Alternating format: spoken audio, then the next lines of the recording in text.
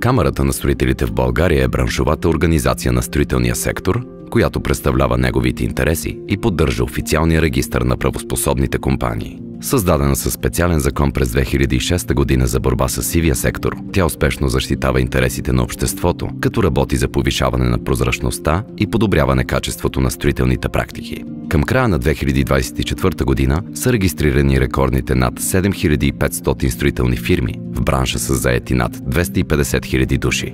Професионалният екип на Камарата на строителите в България работи активно за внедряването на нови технологии, иновации, софтуерни процеси, които повишават конкурентоспособността.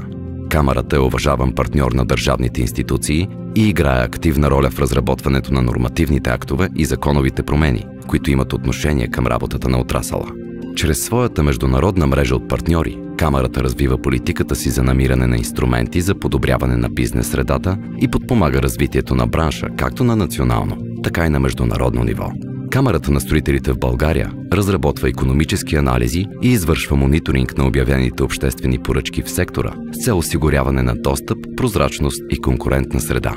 Камарата е водещ доставчик на професионално обучение, насочено към повишаване на квалификацията и преквалификацията на заетите в сектор строителство, чрез прилагане на стратегията за учене през целия живот.